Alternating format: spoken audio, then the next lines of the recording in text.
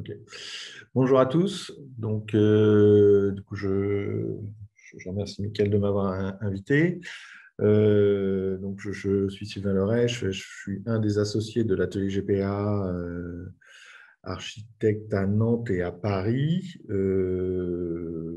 L'agence a été fondée en 1994. Je vais vous faire une brève présentation de GPA et puis après, on ira un peu plus dans le vif du sujet.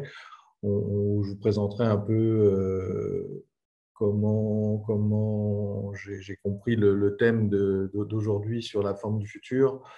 Et on abordera sûrement des thèmes que vous avez déjà vus et que vous avez déjà abordés dans votre parcours, mais on ira plus vers des sujets concrets, voilà, à travers 4 projets voilà, que je vous présenterai. Donc, je disais donc que oui, l'atelier GPA a été fondé à peu près, enfin pas à peu près, en 1994 par Gaël Pénaud et 3 associés. Je vous passe rapidement les évolutions de l'agence. Aujourd'hui, Gaël Pénaud a quitté l'agence depuis 1 an et demi et nous sommes 5 associés avec une vingtaine de collaborateurs répartis sur 2 agences, on va dire pour simplifier, 20 à Nantes et 5 à Paris. Voilà. On a une activité principalement dans le domaine public et la construction publique. On fait beaucoup d'enseignement, de sport, de culturel, de logement et d'hospitalier. Très peu de privé, parfois un peu en logement. Et là, on est en train d'essayer d'attaquer quelques sujets sur du tertiaire et sur sur des bureaux. De projets toujours de grande envergure qui vont en gros de 5 millions d'euros à jusqu'à plus soif. Hein. On a des projets qui flirtent avec les 100 millions d'euros et on espère bien en avoir même des plus gros prochainement. Voilà. Sur le fonctionnement de l'agence, je vous en parle un petit peu et ça va, et vous allez comprendre pourquoi je préfère l'interactivité. Nous, on n'a pas du tout un fonctionnement pyramidal, on a plutôt un fonctionnement horizontal et une communication transversale et on fait beaucoup de co-construction. C'est un peu les principes fondamentaux de l'atelier. Donc, on est très à l'écoute de tout le monde, du stagiaire au co-gérant. Sachant qu'on n'est jamais à l'abri de trouver une bonne idée. Et cette transversalité, c'est ça qui nous permet d'assimiler un peu tous les facteurs et toutes les évolutions sociétales. Et c'est comme ça qu'on arrive à retranscrire une architecture contemporaine. C'est-à-dire on est très au fait un peu de ce qui se passe dans tous les domaines. Culturel, politique, sociologique, voilà. Et on essaye réglementaire, évidemment, et budgétaire, j'allais oublier. Et on est très au fait de tous ces sujets pour pouvoir rester toujours sur la bonne ligne et avoir et définir des lignes directrices communes. Voilà pour le fonctionnement de l'atelier. Euh, Ensuite, du coup, je vais vous présenter 4 projets qui vont traiter globalement tous de contexte, d'environnement, d'usage, comme facteur de développement du projet. C'est sûrement des notions que vous avez déjà abordées hein, dans vos études, mais on va voir effectivement comment ça se met en place et comment on aboutit à la construction et du coup à la forme définitive des bâtiments. Et on va voir comment ça peut évoluer et surtout à quoi sont assujettis toutes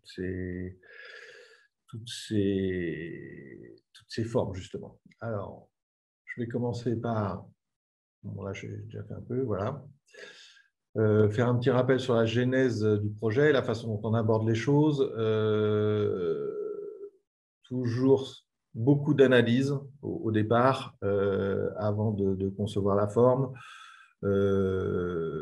J'aurais pu le dire dans notre approche, on a plutôt chez GPA une approche pragmatique et fonctionnelle. On n'est pas des formalistes, c'est-à-dire qu'on n'a pas l'approche de l'architecture où on va dessiner des objets et essayer de faire rentrer les programmes dedans. On commence toujours par une grande analyse de l'ensemble des contraintes. Et ça commence bien évidemment par l'analyse du site et de son environnement, du contexte urbain, de la réglementation locale et des orientations du site. Enfin, voilà, j'imagine que je ne vous apprends rien là-dessus, mais on a toujours des analyses très, très poussées là-dessus, sur ces sujets-là. Ensuite, l'analyse des objectifs et l'installation du programme. Là, sur le fonctionnement, on est assez intraitable sur l'ensemble de nos projets. Ça vient un peu de l'origine enfin, c'est l'origine de notre savoir-faire. On a fait beaucoup d'hospitaliers et dans quand on fait de l'hospitalier, il n'y a pas de place pour un plan qui ne fonctionne pas. Il faut C'est la première chose, c'est le fonctionnement du bâtiment. Et on a pris cette habitude pour l'ensemble des sujets qu'on traite maintenant, que ce soit culturel, enseignement ou autre, ou sportif. Donc, la mise en place du plan et ensuite la mise en volume. Il y a tout un travail qui se fait autour de cette mise en place liée au fonctionnement et au circuit, au flux. Il y a un gros travail qui est fait sur ces sujets-là. Ensuite, la formalisation du projet avec les choix de structure, les définitions d'enveloppe, les choix de matériaux et l'élaboration des détails. Ça paraît comme ça très hiérarchique. Hein. En réalité, il y a bien plus d'interactions entre tous les différents sujets que je viens de décrire, mais il y a comme une petite chronologie qui se met en place plus ou moins dans cet ordre-là et on le verra dans la présentation des projets. Et du coup, vous verrez, mais on en reparlera en conclusion, que au final, l'évolution de la forme des projets, et dès qu'on bouge un de ces paramètres, il y a une incidence sur la forme. Et c'est ça qui va définir un peu les projets. Voilà. Donc, je vais commencer par un projet qu'on a construit à Nantes. C'est un projet de logement qui s'est terminé en projet de logement. C'est un projet un peu particulier parce qu'on a travaillé avec un promoteur et le programme initial, c'était 5000 m² de bureaux et 2000 m² de logement, plus 1000 m² de commerce. Et au final, ça s'est terminé en suppression du programme de bureau pour le remplacer par un programme de logement. Donc, ça s'est terminé comme ça, 105 logements, c'est un projet qui fait à peu près 8500 m², environ 10 millions d'euros, en plein cœur de l'île de Nantes. Je vais illustrer par quelques schémas un peu les principes que j'ai énoncés précédemment. Voilà, on pose des contraintes, on fait des schémas, j'en ai posé quelques-uns, je ne vais pas m'étaler dessus et vous les développer, c'est juste pour illustrer que avant la forme, il y a de l'analyse. Donc là, pardon, il y a des sujets de voies ferrées, de bruit, de nuisances et de flux piétons et routiers. Évidemment, on analyse les orientations les orientations du bâtiment. En l'occurrence, sur ce bâtiment, c'est une des pires qu'on ait, puisqu'on est des accès à 45, donc on est sud-ouest, on a deux pans de façade sud-ouest. Voilà, on étudie les volumétries réglementaires maximum atteignables avec les pleins, les vides, des études d'ensoleillement sur les parcelles. Encore une fois, là, j'ai un déroulé de trentaine de schémas qui correspondent à toutes les études, et ça, c'est systématique à chaque début de projet. Il y a une grande analyse qui est faite de tous ces sujets-là. Là, il y a un sujet sur l'analyse du traitement des façades, effectivement lié à cette contrainte d'orientation, mais aussi aux contraintes de bruit liées à cette voie ferrée. Voilà, il y a un grand boulevard ici. On a le sud, enfin, c'est en pleine entrée de ville. Donc, il y a beaucoup de contraintes urbaines et de sites sur ce sujet-là. Voilà l'installation du plan masse. Je passe rapidement. En plus, si ce n'est pas le plus beau plan masse que j'ai présenté. Je m'attarde 2 minutes sur ce plan qui aurait pu être le plan d'origine. Quand on avait notre programme de bureau. En réalité, le changement de programme, il s'est fait, on avait déjà rendu un APS et on avait déjà établi un principe constructif avec des plans libres et des façades légères.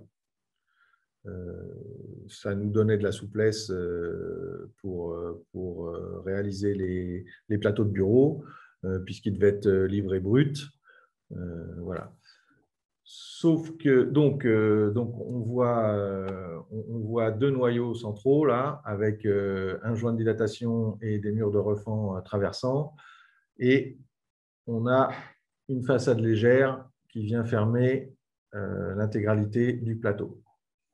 Je vous passe sur le bâtiment de logements sociaux qui est à l'arrière, qui reste assez classique. Et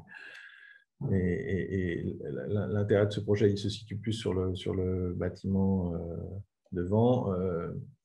Donc voilà. Donc, il y a ce changement de programme après APS.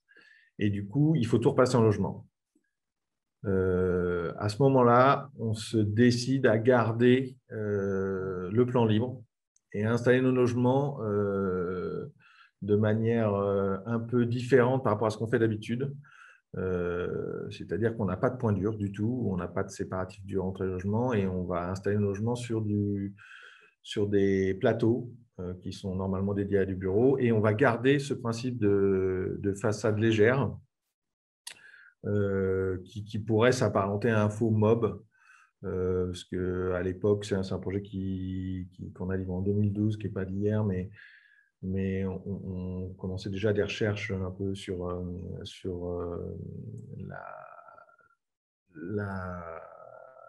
les types de parois qu'on pouvait mettre en œuvre en nez de dalle comme ça. Donc, on s'installe sur ce plan libre, ce qui nous permet vous voyez, je ne sais pas si vous voyez ma souris, mais ce qui nous permet d'avoir des décrochés de façade un peu à volonté. C'est-à-dire, on va créer des espaces intérieurs ou des espaces extérieurs comme on veut, on recule un peu où on veut pour créer des loggias, des balcons, voilà. Une petite feinte avec une avancée, voilà, mais globalement, on a notre façade qui file comme ça, qui se met en retrait, qui revient devant, qui bouge à volonté, et ça nous a pas mal facilité les choses.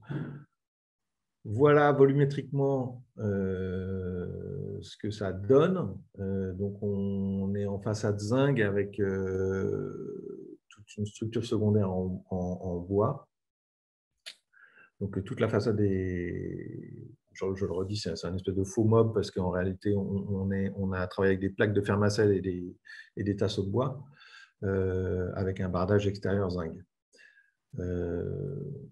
On voit ici, donc, du coup, qu'on a gardé comme le plateau de commerce, un petit plateau de bureau de 600 mètres carrés et du coup, on a ce volume de logements où on voit des creux, des pleins dans la façade qui ont été rendus possibles par ce système de façade légère. Une chose sur laquelle on est très à cheval aussi, c'est que quand on définit une forme, je reviens sur l'image d'avant, au concours, on aime bien que ça ressemble quand on arrive. Donc, voilà une photo du bâtiment réalisé. Et vous voyez que du coup, c'est un projet qui a été tenu. On s'approche un peu.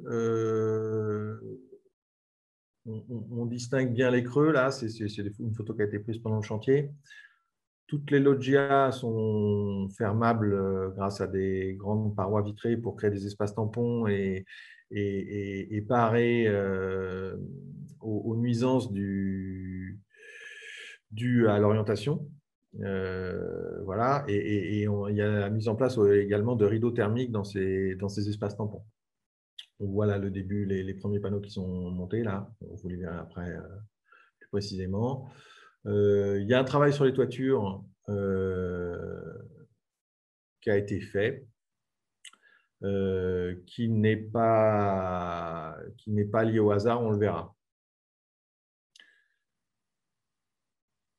La façade sur le cœur d'îlot, où on trouve plutôt toutes les fonctions de nuit, hormis pour ces petits logements centraux là. Globalement, j'en ai pas parlé, mais c'est un principe qu'on développe sur le logement.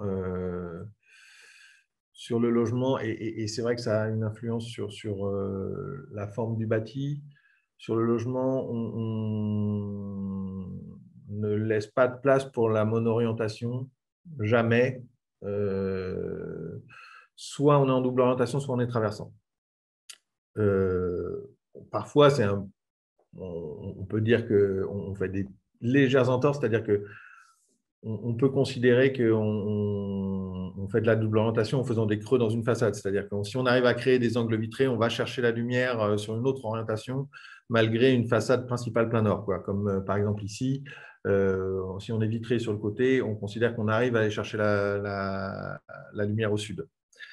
Et du coup, c'est vrai que ça crée aussi cette forme en creux dans la façade. Voilà. Donc, sur les fonctions de nuit, c'est des percements très simples. Hein, on reconnaît tout de suite les salles de bain, les chambres. Et on vient d'en parler, quelques patios. Voilà pourquoi il y a des toitures. On avait des objectifs environnementaux à l'époque de labellisation de HQE et d'un bâtiment très basse consommation, ce qui nous a poussé à mettre en œuvre des panneaux photovoltaïques. Et du coup, pour la bonne intégration de ces panneaux, c'est comme ça qu'on on a créé ces toitures. On a également, comme on est dans un milieu urbain assez important, avec des bâtiments assez hauts autour, vous cachez aussi un peu la technique. Et du coup, voilà l'arrivée de ces toitures. Donc, on voit là une incidence de l'objectif environnemental et de l'envie d'intégration du bâtiment sur la forme, quoi, et de la nécessité technique, on va dire, sur la forme du bâtiment. Voilà, ici, je vous en parlais tout à l'heure. Donc là, le bâtiment est terminé, les loggias avec les rideaux thermiques,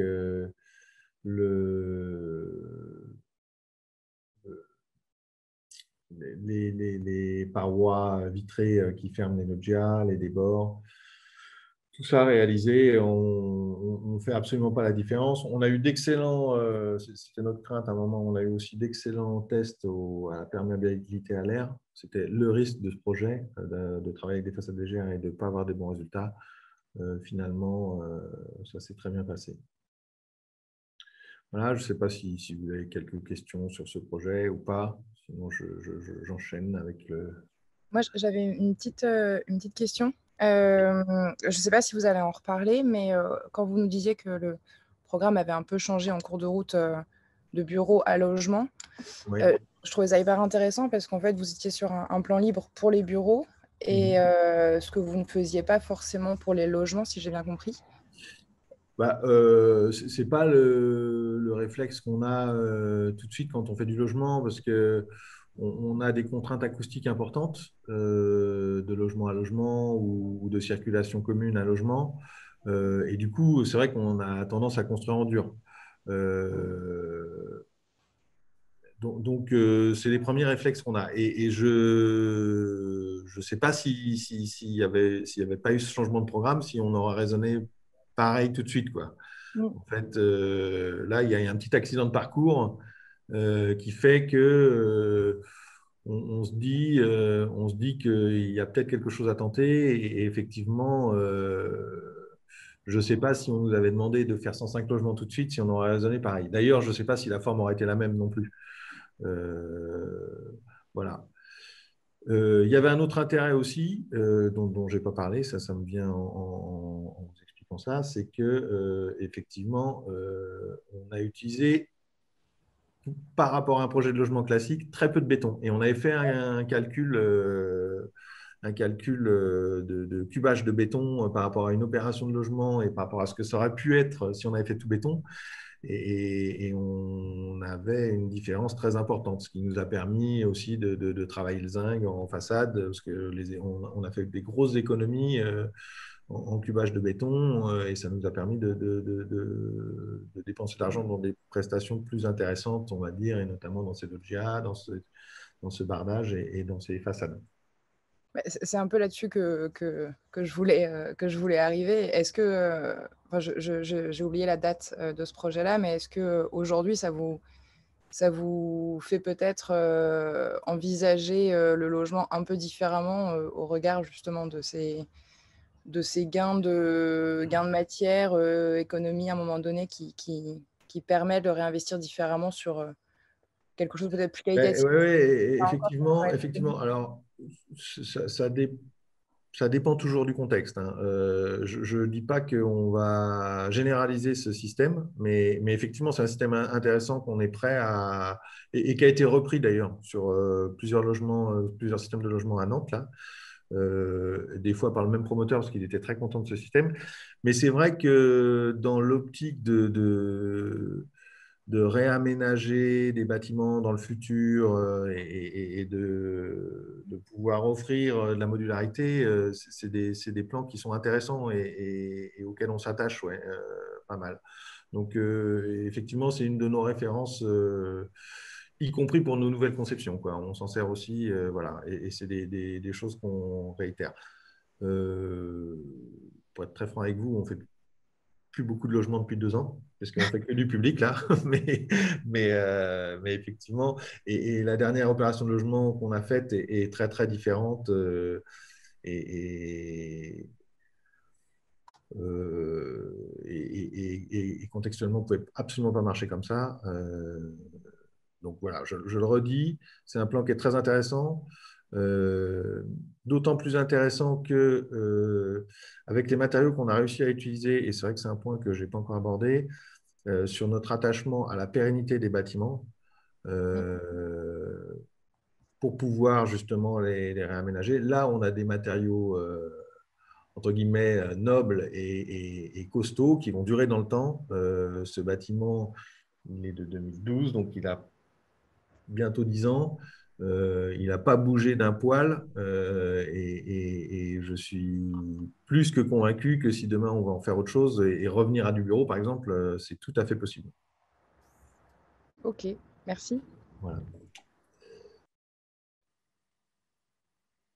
Un autre projet dans une autre contrée, plus lointaine, à Brest. Donc, ça, c'est un bâtiment d'enseignement, c'est le campus des métiers de Brest.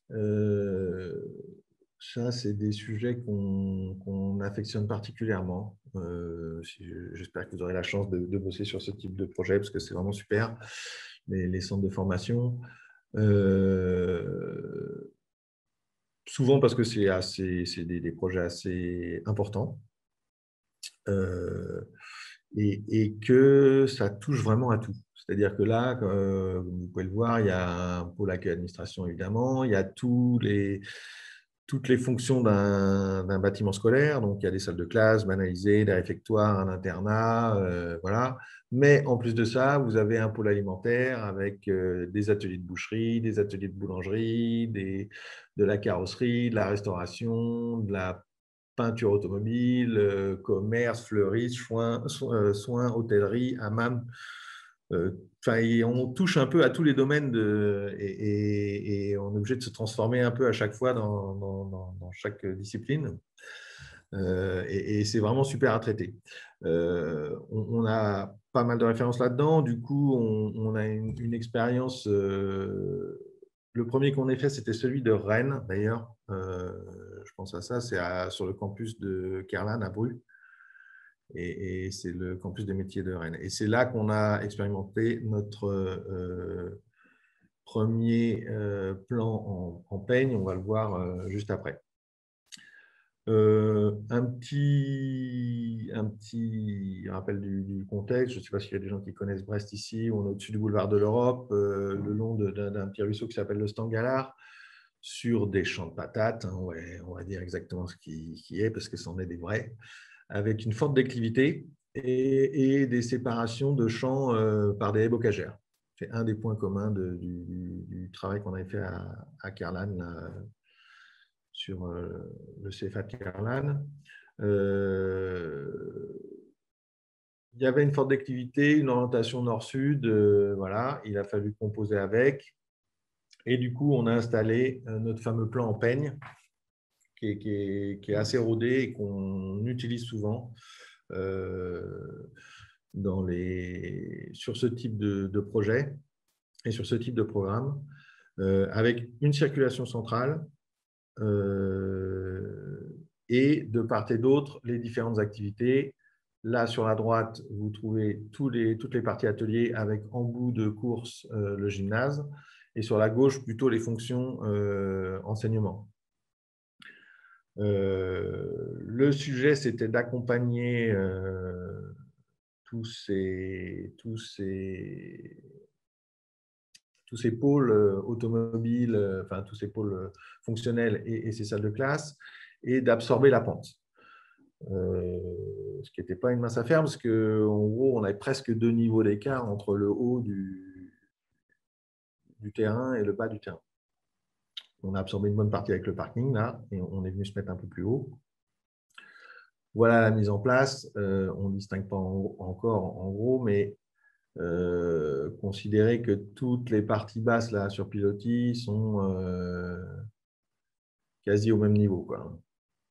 On va voir, on va aller se promener un peu dans la rue. Donc là, je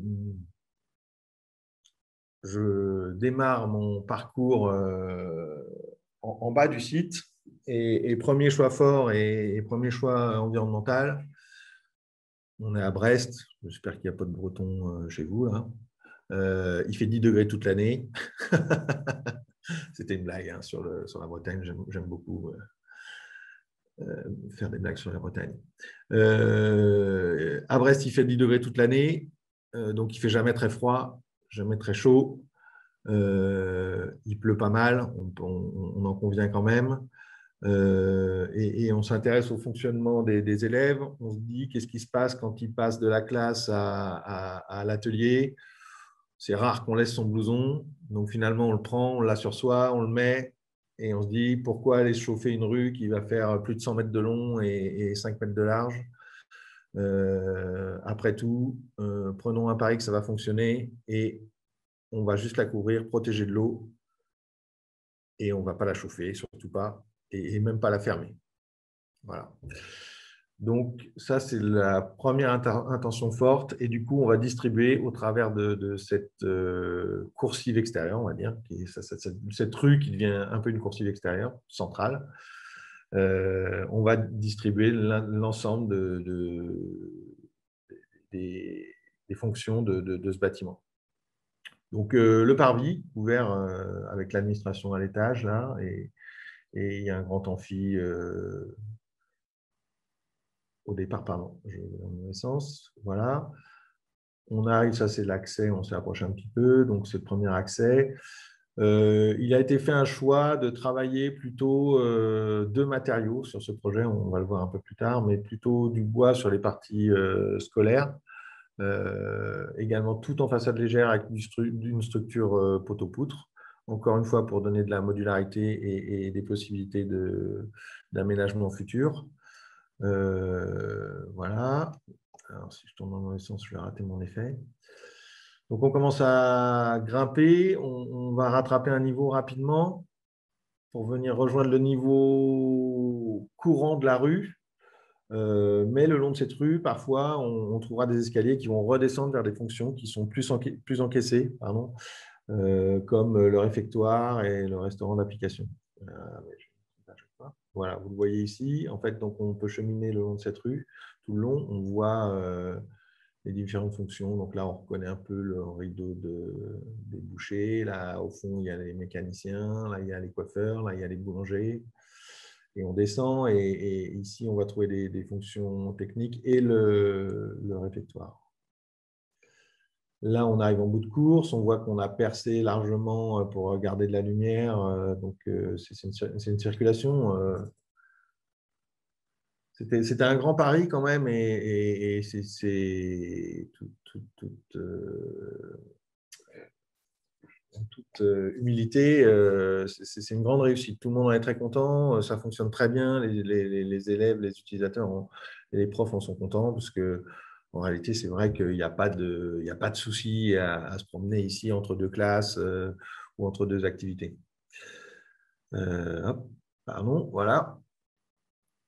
Hop.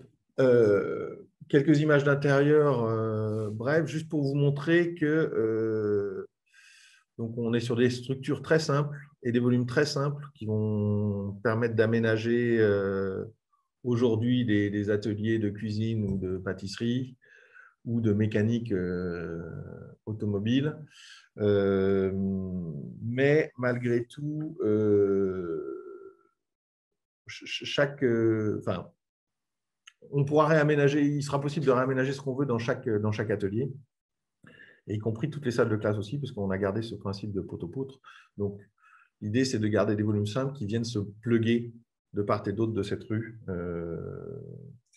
Voilà. On va dire là-dessus.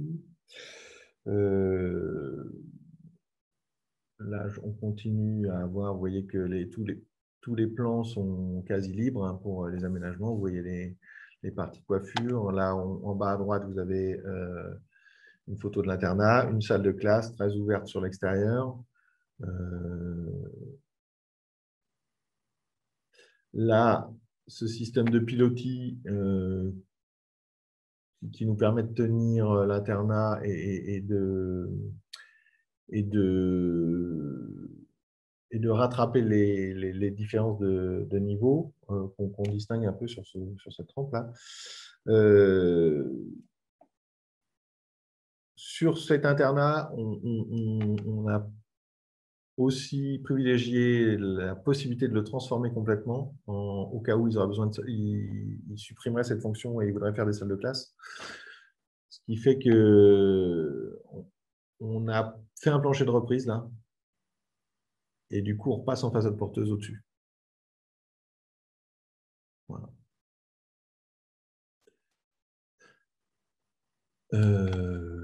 Voilà. Donc là, je vous le disais, on est plutôt côté enseignement. Donc, on a tout ce travail sur le bardage bois et plutôt du bardage métallique sur le côté atelier. Là, cette photo, qui est une photo que j'aime bien et qui illustre un peu, je parlais de la dernière étape qui était la mise en détail du projet et la forme du projet. Donc là, on est vraiment sur le détail. Il y a un gros travail de détail qui a été fait sur ce projet. Et là, on distingue un peu le travail sur la ligne qui a été fait avec tous ces entrecroisements de lignes verticales et horizontales sur une fois la bavette, une fois le bardage, une fois le garde-corps qui vient se se plier et redescendre. Voilà. Et il y a un gros travail. Je trouve que cette photo illustre bien tout le travail de détail qu'on peut faire sur un projet. On voit le travail qui a été fait sur les skydomes et les bulles de lumière. On a ici, on marche ici sur des terrasses qui sont étanchées, avec des protections lourdes, qui sont du travail presque invisible, mais un travail très fin qui a été mené sur cette opération. Voilà pour Brest. Des questions, des précisions, vous voulez... J'enchaîne. Alors, partons à Cergy. Le théâtre 95 de Cergy-Pontoise. Alors, ça, c'est encore une autre histoire. Donc, Cergy-Pontoise, une ville sur dalle, conçue dans les années 70, construite entre 70 et 80, avec une grande utopie des villes nouvelles. Une des seules qui ait fonctionné et qui fonctionne pas si mal, à vrai dire. En y traînant un peu, on s'aperçoit que même si ça fait quand même peur un peu comme ça de l'extérieur, ces histoires de grandes dalles avec la séparation des flux entre les piétons, les voitures, les grandes passerelles et les grands espaces où personne ne se croise. Et surtout, il y a le cœur de la ville, c'est quand même un espace, un centre commercial enterré, quoi, avec un flunch que je vous recommande, avec pas une seule fenêtre au niveau -3. Et voilà, déjà c'est un flunch, mais en plus, il n'y a pas une fenêtre. Donc, il y a des côtés qui peuvent faire peur, mais finalement, il y a une vraie vie qui s'est installée dans ces villes nouvelles. Et Cergy, oui, est une des villes qui fonctionne pas mal. Malgré tout, il y a une volonté de rupture avec ce système de flux. Et il y a une volonté forte des urbanistes de vouloir recaler et remélanger les flux, ramener les piétons au niveau des voitures, arrêter cette séparation, parce que c'est vrai que quand on est amené à descendre sur les trottoirs au niveau des voitures, c'est assez sordide si on n'a pas de possibilité de remonter, quoi. Donc notre projet s'inscrivait dans cette volonté de faire descendre les dalles au rez-de-chaussée et de reconnecter un peu un des bâtiments historiques de Cergy. Ça fait bizarre de dire comme ça, parce qu'il a été construit en 1975, mais c'était que le 3e bâtiment. Donc on le voit ici, pardon. C'est un bâtiment qui a été une école d'architecture d'ailleurs pendant un moment, et qui servait aussi aux urbanistes pour faire la conception de la ville. Et ce bâtiment fait face à un bâtiment un peu emblématique construit par Henri Bernard, qui était qui a eu le premier Grand Prix de Rome. Donc c'est la préfecture de Cergy qui est une sorte de pyramide inversée, et on fait face à cette pyramide. C'était pas rien. Et il y avait une passerelle qui reliait le théâtre 95 et la préfecture, qui a été démolie. Voilà. Il y a également sur Cergy, je suis désolé, je n'ai pas trop d'illustrations là-dessus. J'ai un petit blocage, je suis désolé de ma présentation. Il y a également un point important à Cergy, c'est qu'il y a la présence d'une espèce de promenade qui file d'est en ouest et qui s'appelle le fil d'Ariane et qui longe notre bâtiment et qui n'était pas question d'interrompre. Voilà. On va tout de suite dans le concret sur le projet. Donc, on a le bâtiment existant qui a une forme très marquée, avec ces sheds-là qu'on voit sur le côté et ces descentes EP, un bâtiment en structure métallique avec du bardage métallique, des menuiseries alu. un bâtiment assez, très marqué des années 70, mais assez chic, je trouve. Enfin, peut-être que je m'y suis trop fait à force d'y aller, mais c'est un bâtiment que je trouve assez beau. Euh, et là, du coup, le travail qui s'est fait, c'est partir de l'existant pour aller construire cette fameuse boîte de théâtre qui est qu'on a conçu comme un espèce d'écrin dans lequel on allait abriter cette fonction culturelle et un théâtre quadrifrontal. En interstice, il y avait cette rue et ce fameux fil d'Ariane. Et du coup, je vais un peu vite là, mais du coup, on a conçu cet interstice comme une continuité de rue, c'est-à-dire qu'on a des grandes parois ici qui s'ouvrent en entier, et ce fil d'Ariane qui peut être dévoyé sur le côté, on a considéré qu'il pouvait aussi traverser le bâtiment. On le verra par la suite sur les photos intérieures. Donc voilà, vous allez comprendre rapidement comment on a travaillé. La forme, excusez-moi, ça a l'air de ne pas vouloir défiler. Voilà. Ici, on prend la toiture, on la réinterprète, on la sample. C'est comme ça qu'on a dit.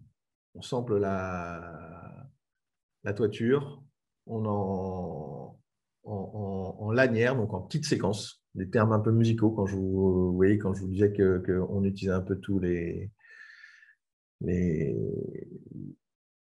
tout ce qui tourne autour de la culture sur ce sujet-là. Donc on prend des petites séquences de toiture, on les sample et on vient les faire grimper petit à petit pour absorber ce volume qui est monstrueux par rapport au bâtiment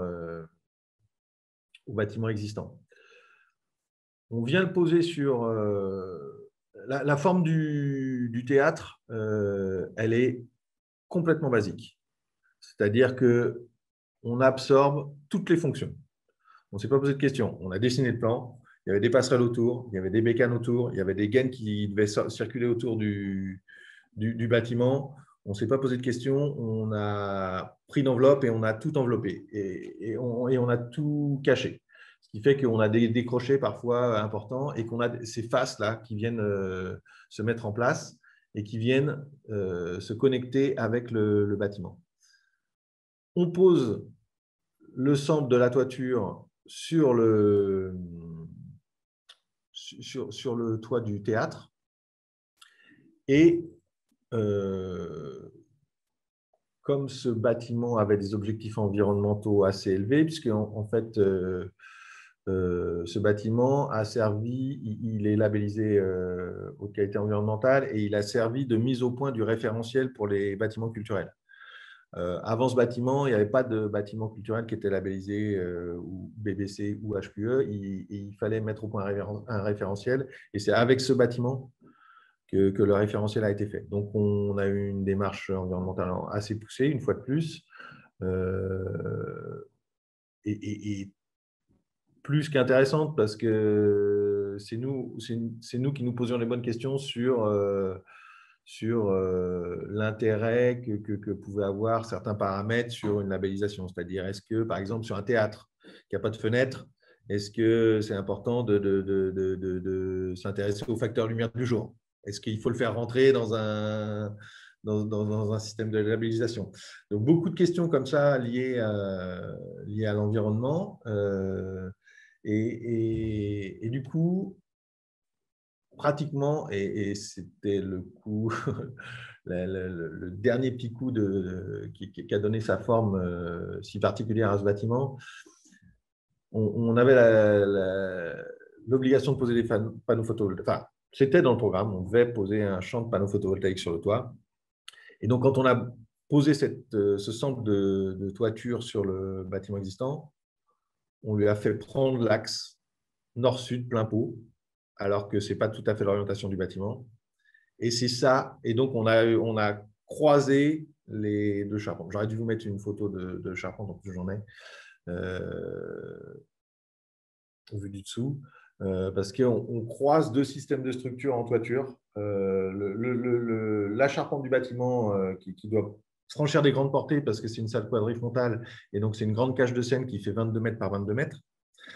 Et du coup, notre structure de shed qui vient se poser par-dessus pour réorienter les sheds complètement en nord-sud. Et évidemment, le coup fatal, c'est qu'au fur et à mesure de nos études et de l'avancée du projet, on s'est aperçu qu'on n'avait pas besoin des panneaux photovoltaïques. Mais bon, on a gardé quand même le toit. Voilà. Voilà, donc, vous savez pourquoi ce toit est comme ça, mais il y a plein de gens qui se posent la question quand même.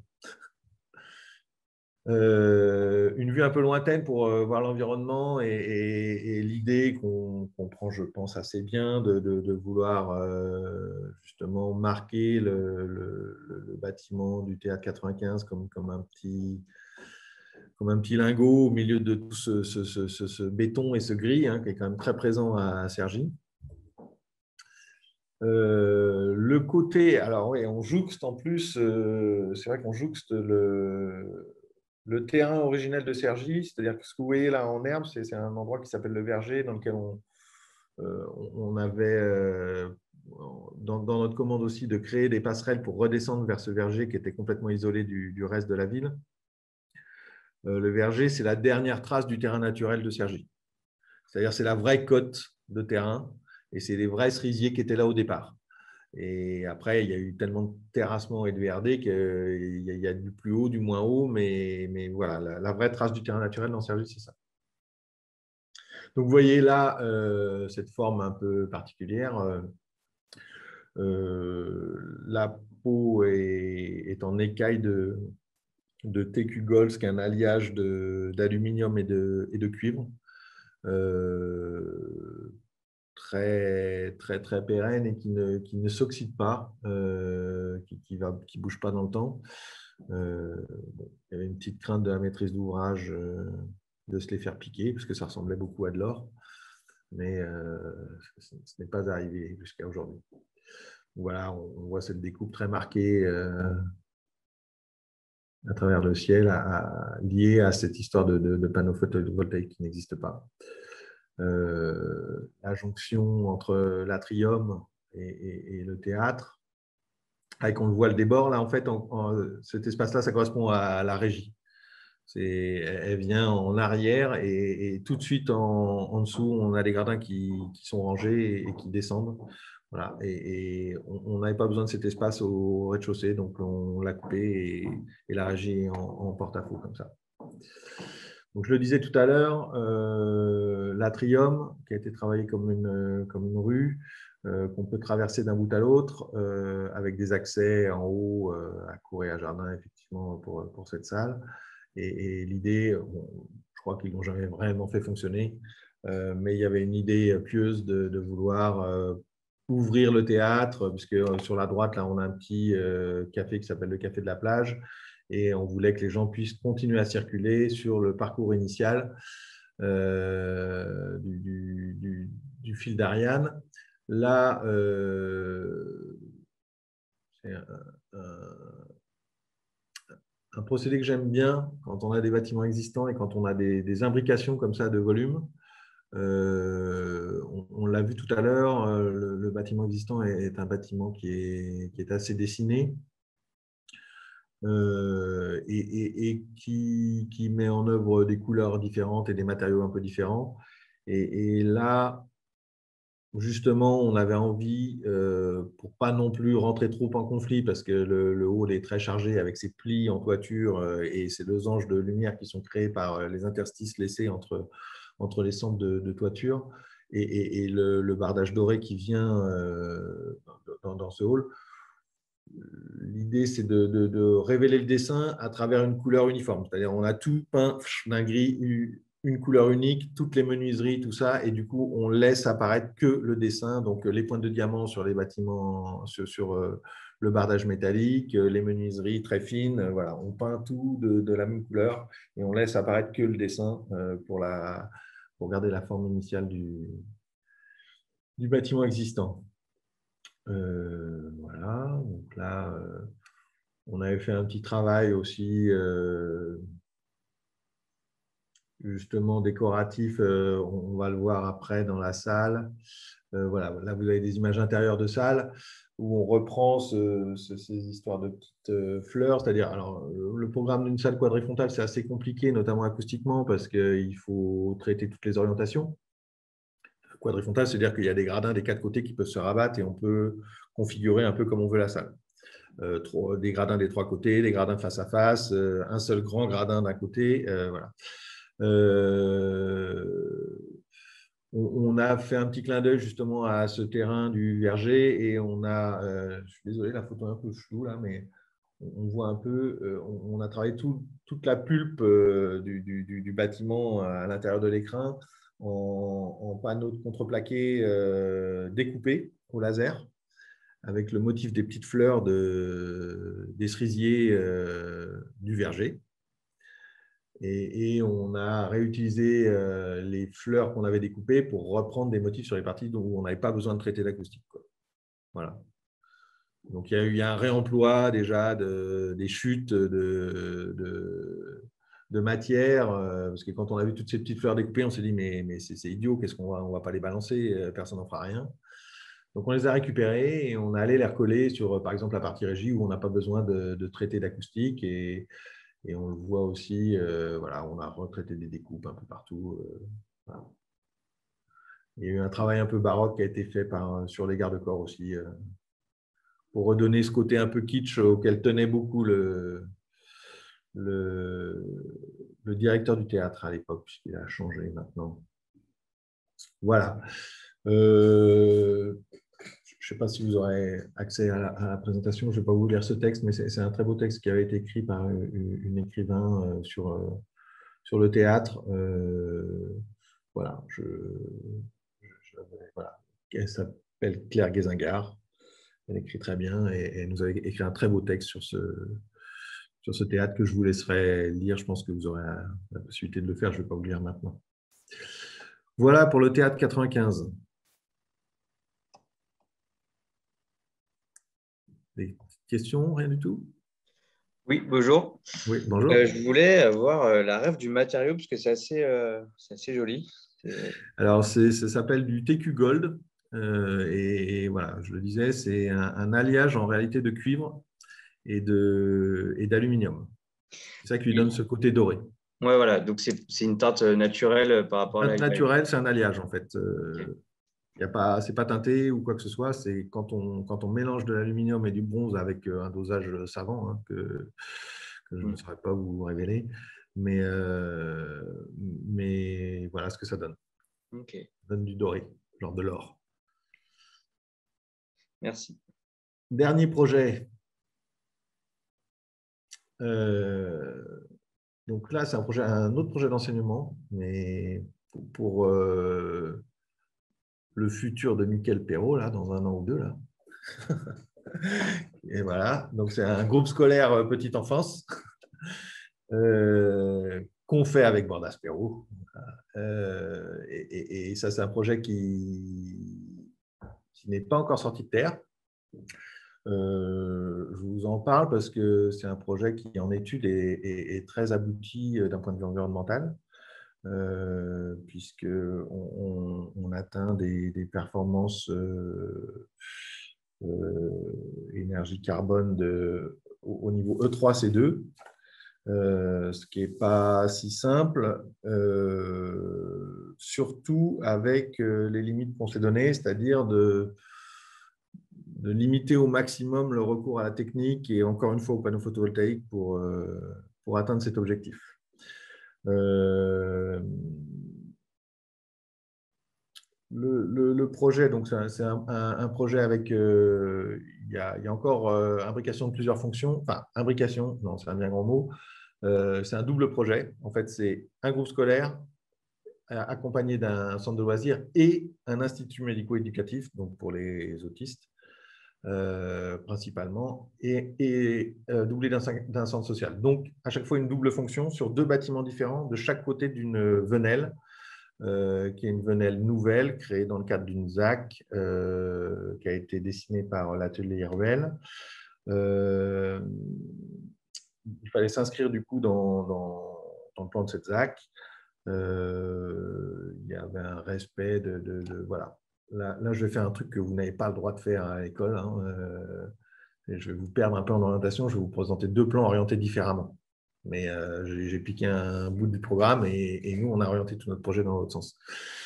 Donc voilà, voilà les parcelles qui nous sont données. La parcelle en vert pour le groupe scolaire, la parcelle en saumon là, pour l'IME centre social, avec une petite complexité assez sympathique, c'est-à-dire qu'ils veulent mutualiser des choses, mais en réalité, je vous le dis, ils ne peuvent pas se blairer. Donc ça, c'était sympa, quoi.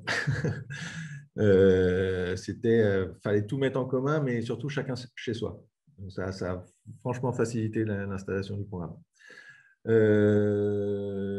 Voilà, donc on voit cette venelle qui a été créée, et c'est une venelle piétonne hein, qui peut éventuellement servir pour les pompiers, mais qui n'a pas vocation à être traversée par des véhicules, qui nous était imposée du coup par l'atelier Ruel et qui va desservir des programmes de logement. Voilà. On l'a vu, contexte très urbain aussi, hein, ici, avec l'avenue Marcel Cachin qui longe qui est une grosse avenue, une grosse artère, et qui est la séparation du coup entre Choisy et Orly. Donc voilà, je vous avais dit, paf, je tourne de 45 degrés. Voilà, j'espère que vous allez vous y retrouver. Donc on installe le plan différemment, enfin, chacun lié à son propre fonctionnement. On s'installe en limite de parcelles et sur les bords de parcelles avec le groupe scolaire pour pouvoir dégager des cours. Donc, au nord, ici, on a plutôt l'enseignement élémentaire et ici la maternelle, avec les parties communes ici en partie centrale, les salles de profs et autres. Ici, on est en simple rez-de-chaussée et ici, on est en niveau R+2. Pour l'IME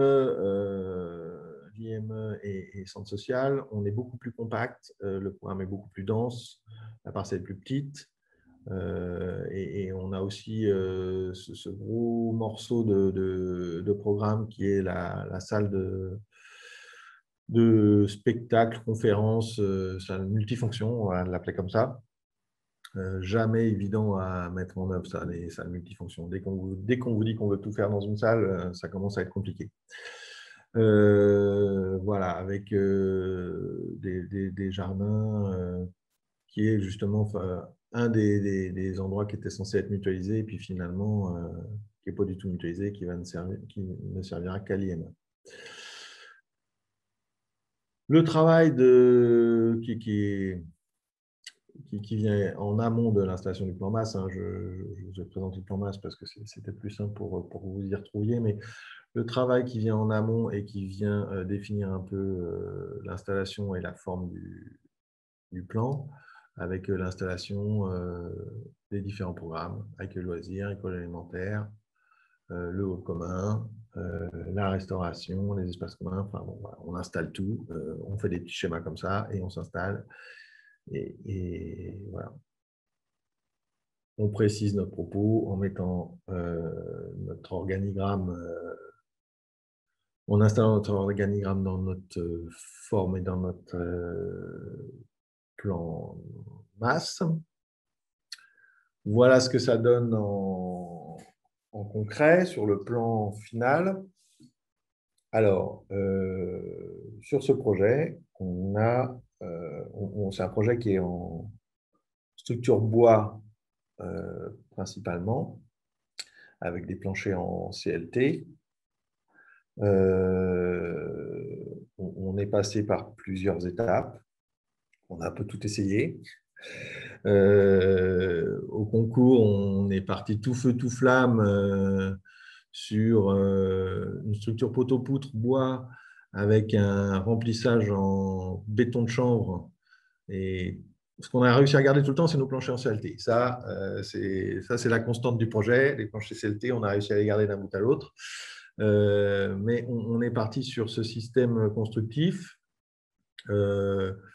un système qui était très adapté pour le groupe scolaire, qui nous permettait de franchir des portées suffisantes pour installer une circulation monorientée, du coup, qui profite de la lumière sur les extérieurs et du coup, ça nous permet d'avoir des classes traversantes, puisqu'on peut aller chercher la lumière en second jour dans les parties hautes sur les salles de classe et directement sur la cour. Donc, on a une protection des salles de classe vis-à-vis de l'extérieur et des circulations qui sont très agréables parce que c'est des de lumière. Voilà.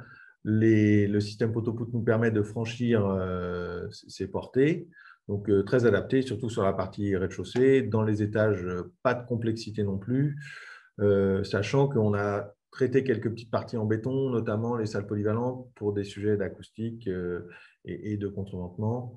Donc, on va dire pour simplifier qu'ici, dans le centre de loisirs, on a une partie salle polyvalente et hall qui est traitée en béton. Et là, on le verra tout à l'heure sur l'AME, on a la salle multifonction, là, la salle de spectacle qui est également, elle, traitée en béton. Donc voilà. On a mené également des études acoustiques importantes sur ce sujet, ce qui nous a plombé notre premier système et ce qui nous a fait perdre nos murs, nos remplissages en chambre. Parce qu'en gros, on avait des sujets de transmission de bruit latéraux, c'est-à-dire de salle à salle, sur la percussion, c'est-à-dire que si on a un mur de chambre ici et qu'on vient percuter avec une cloison, on considère que le bruit peut passer d'une pièce à l'autre, ce qui n'est pas envisageable et ce qui n'est pas aux normes. Du coup, on a perdu ce sujet, on a perdu nos blocs de chambre, et c'est un peu dur de dire que c'est qu'à cause de l'acoustique, parce que dans ce projet, je l'ai dit tout à l'heure, on met en œuvre des matériaux biosourcés et des systèmes low-tech pour atteindre des objectifs environnementaux élevés.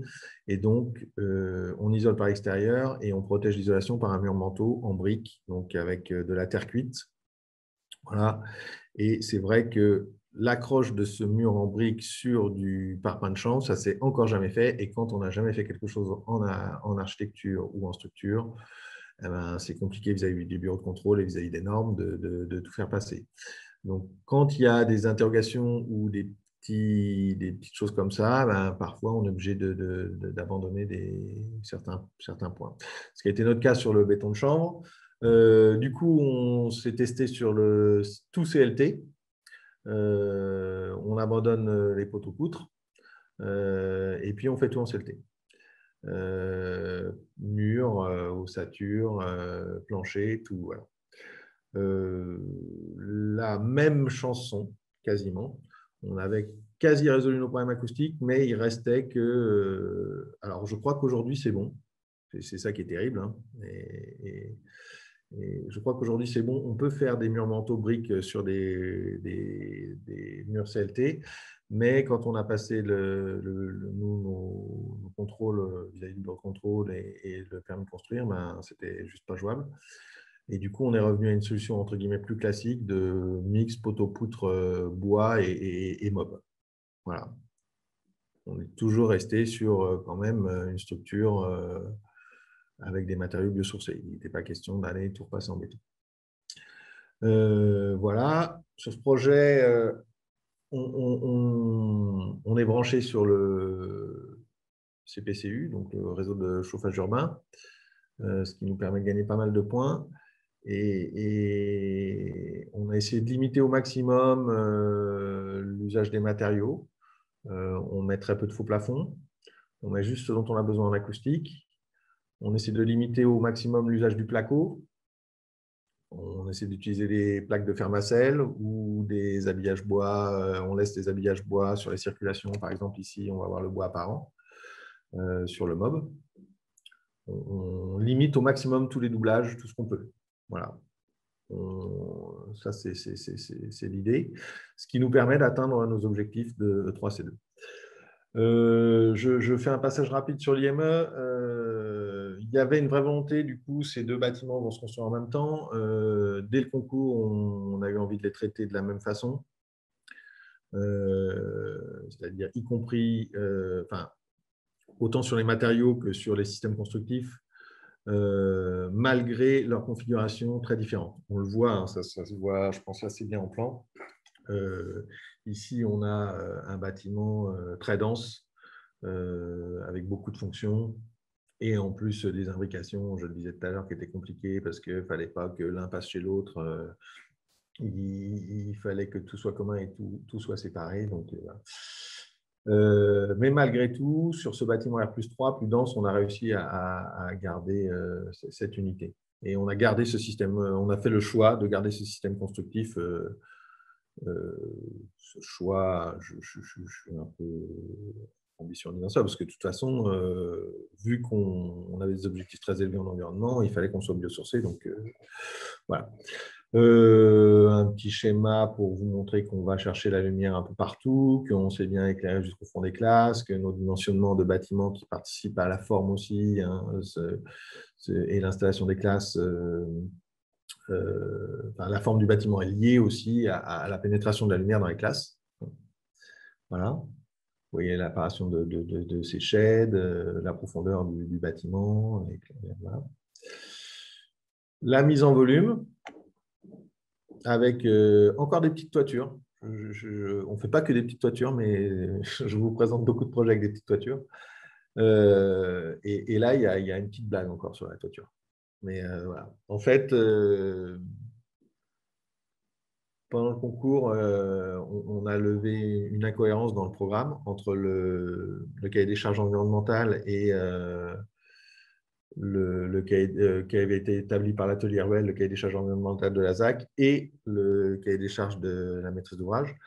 Donc, la maîtrise d'ouvrage nous interdisait de faire de la végétalisation en toiture terrasse pour des problèmes d'entretien. Et le cahier des charges environnementales de la ZAC, bien sûr, nous imposait de faire des terrasses végétalisées pour des problèmes auxquels tout le monde est sensible. Du coup, ben, on s'est creusé la tête en disant qui a tort, qui a raison. Et il y avait une vraie prise de bec entre les deux et ils n'étaient pas du tout d'accord. Du coup, on s'est dit, ben, on va faire des toits, comme ça, il n'y aura plus de sujet. Ce qui a bien marché, en fait. Voilà. Donc, on a gardé des petites parties végétalisées quand même, vous le verrez, mais globalement, on a mis des toits un peu partout. Et on a privilégié sur la végétalisation des cours, ce qui est entre guillemets un peu nouveau parce que ça se fait de plus en plus, mais on ne fait plus de cours imperméables.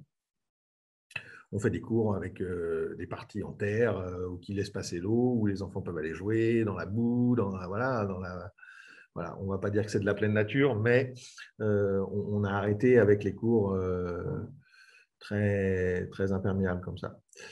Là, on voit la mise en volume avec le respect des coulées vertes demandées par l'atelier Ruel. Du coup, on vient installer dans nos cours justement tous ces espaces de verdure et on plante beaucoup d'arbres dans nos cours. Il y a un côté, alors voilà, il y a un côté, les images ne sont pas mes images préférées, mais je vous les montre quand même parce que ça donne une idée du ressenti qu'on cherche à avoir dans les salles de classe, parce qu'on a une volonté pédagogique avec ce projet. C'est-à-dire, on veut que les enfants s'habituent à voir du bois, pas beaucoup de techniques, des cours où il y a de la végétalisation, voilà. Et c'est important pour nous, quand on construit des bâtiments comme ça pour la petite enfance, qu'il y ait un côté pédagogique et que les enfants soient habitués à voir ça. Comme maintenant, comme on habitue les enfants à faire du tri, ben c'est pareil. Ils sont accoutumés à ces types de construction et avoir du bois partout et qu'ils ne se posent plus de questions en se disant bah, de toute façon, c'est normal de mettre des fenêtres en bois et on ne met plus de PVC parce que ça ne se fait plus, quoi. Voilà. Donc, quelques petites images comme ça, je passe rapidement.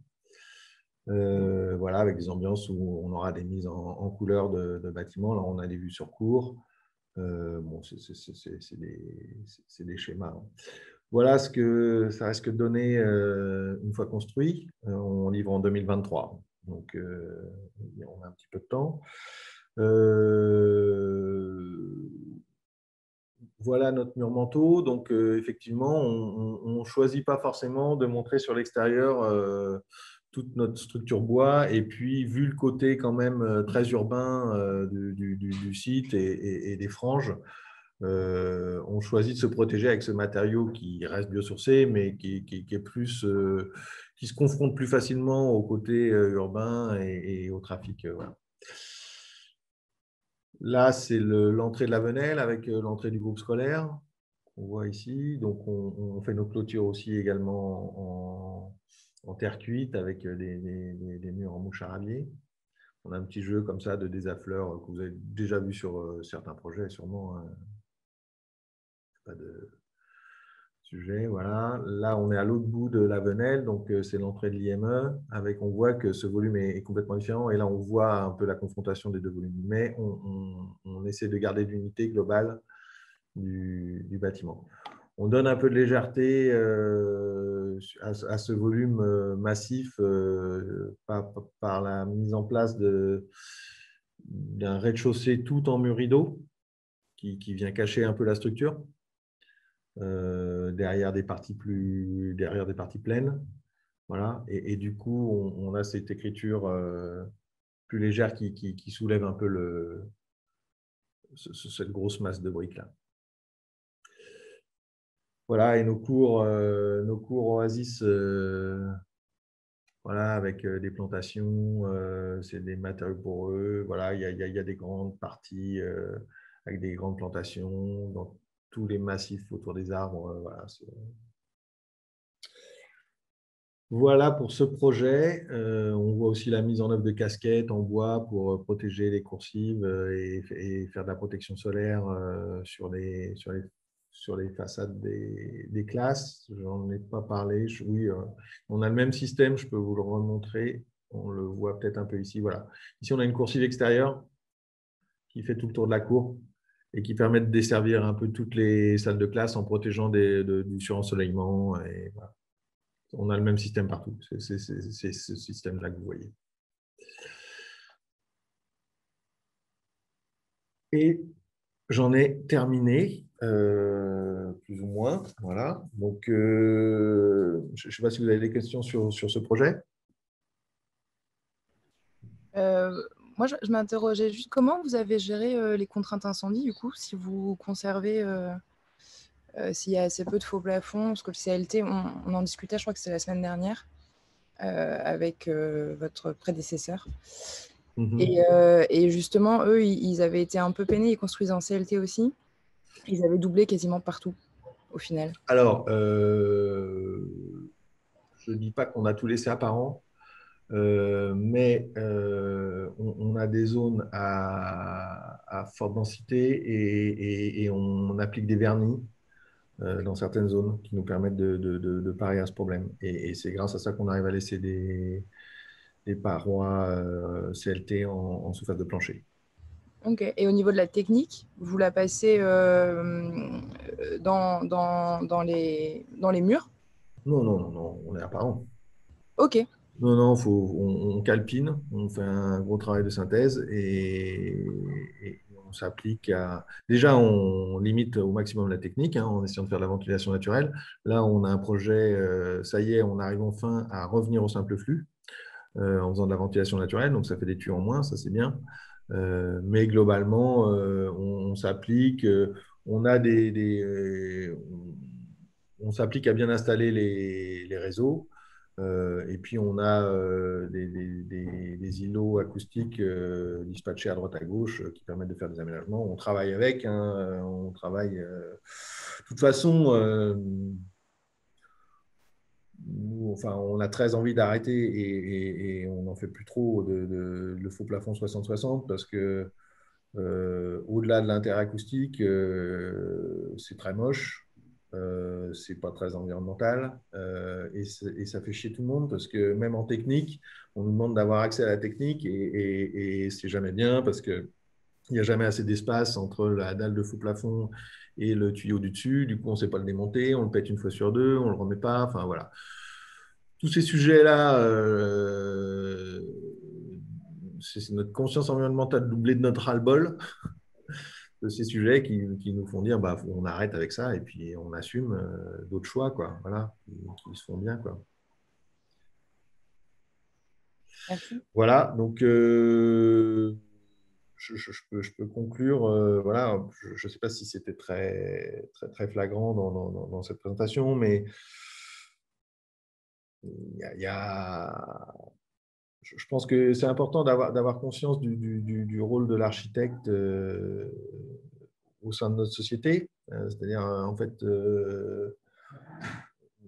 on construit quand même le cadre du développement dans lequel s'épanouissent les citoyens et donc où se développe cette société.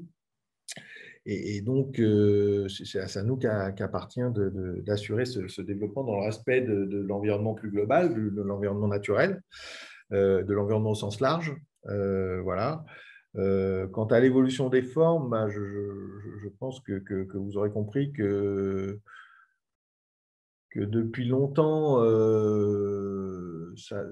les formes suivent les tendances et les courants et les contextes, quoi.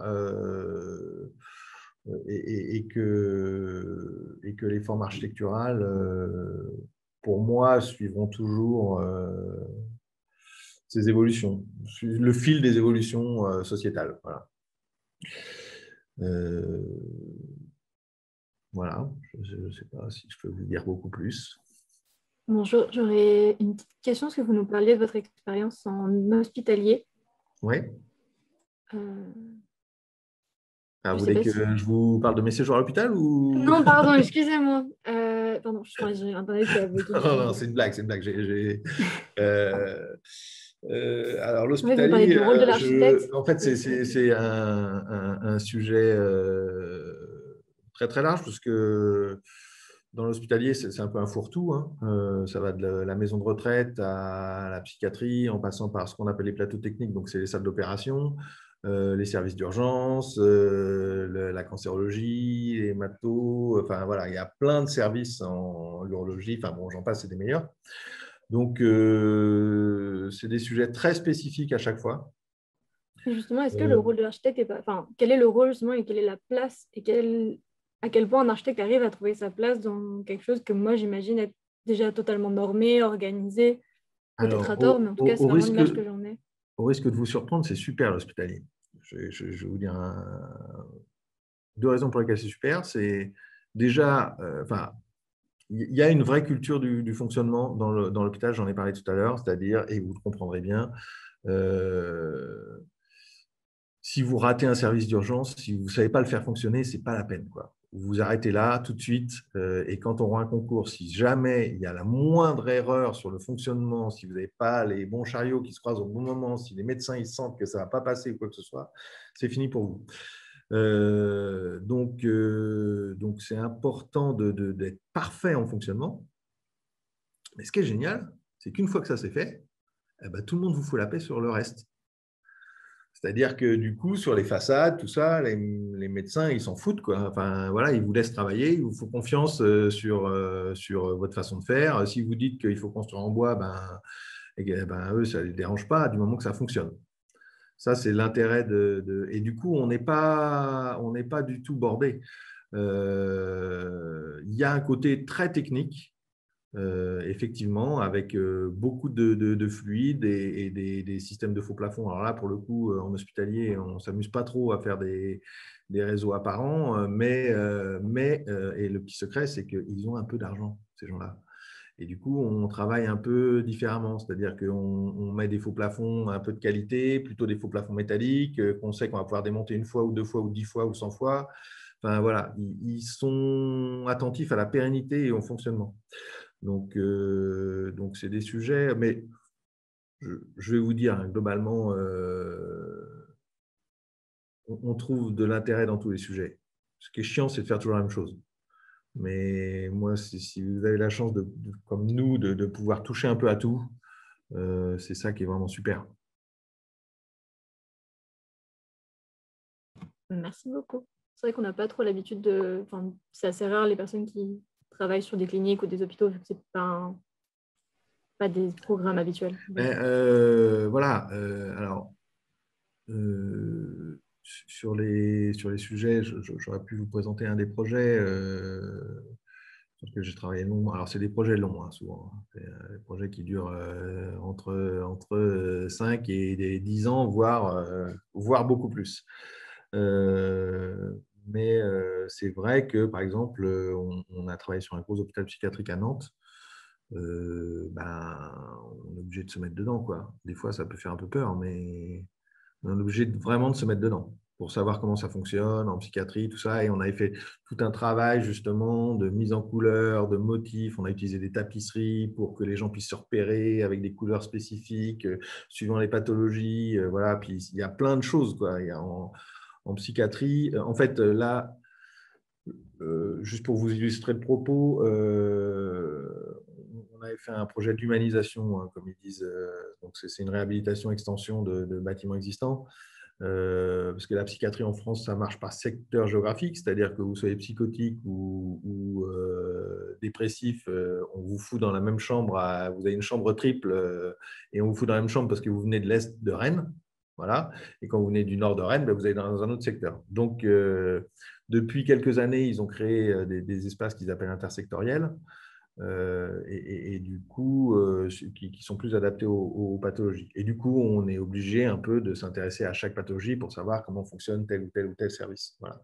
Et ça, c'est l'intérêt de l'hospitalier. C'est que vraiment, on est obligé de rentrer dans le fonctionnement très pointu, quoi. Voilà.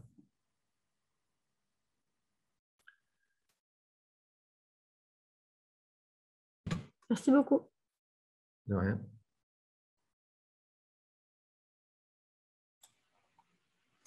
Alors, d'autres questions? Ah, il s'est réveillé. D'autres questions? Les autres? Vous êtes timide aujourd'hui? Alors, je suis étonné d'avoir été si complet. Tu as été très clair en tout cas. Donc,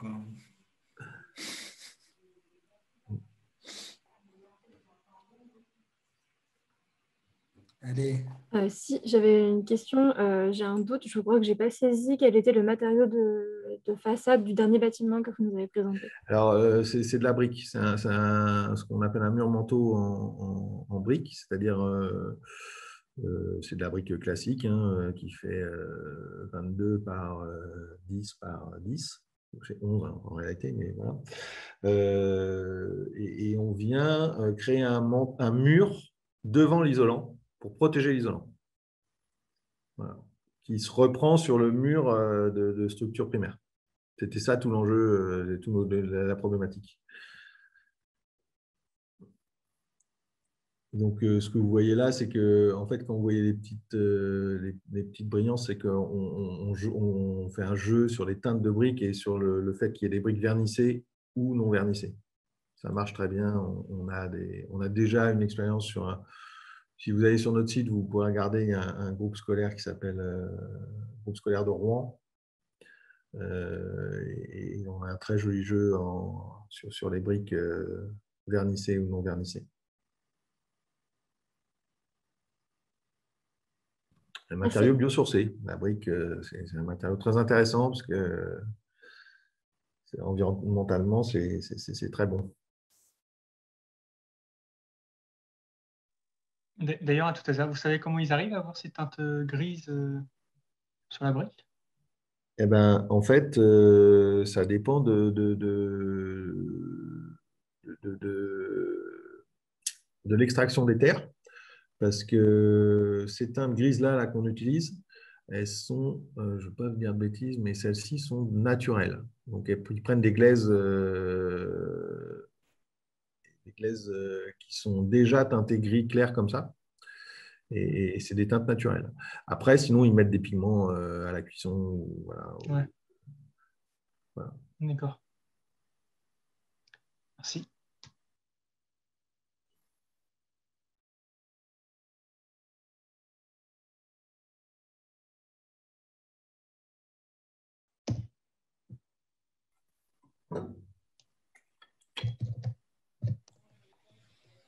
D'autres questions? Allez-y, last chance.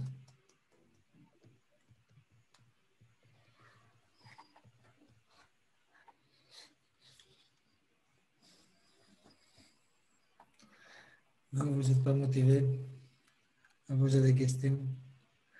Heureusement qu'on a Margot et Naël hein, qui posent toujours des questions. Parce que comme ça, on s'assure un minimum de réussite. Ah, pardon. Hein. On a quelqu'un qui nous accompagne toute la présentation. Parce que notre nounou, elle est cas contact Covid, donc on se partage un peu. Donc, merci beaucoup, Sylvain, en tout cas. De La rien, présentation était très claire. Et je pense que c'était très intéressant comment tu as présenté la démarche de l'agence, que je connais très bien, mais c'était très bien que tu la partages avec les étudiants. Avec toujours cette volonté que vous avez de faire une architecture nécessaire, on répond à l'architecture comme élément de réponse aux problématiques et pas comme seulement un jeu formel ou intellectuel. Donc, ça, c'est vachement intéressant. Et ça se voit, ça s'est vu dans les 4 projets que tu as présentés, qui sont tous les 3. J'aime bien celui de Sergi, parmi les 4, même si Orly on le fait ensemble. Mais dans les 4 projets, ça se voit bien que comment vous approchez cette problématique du programme et comment vous donnez des réponses à ce programme de façon très épurée et très claire. Quoi. Donc, voilà. Très bien. Donc, merci. merci de ta présentation.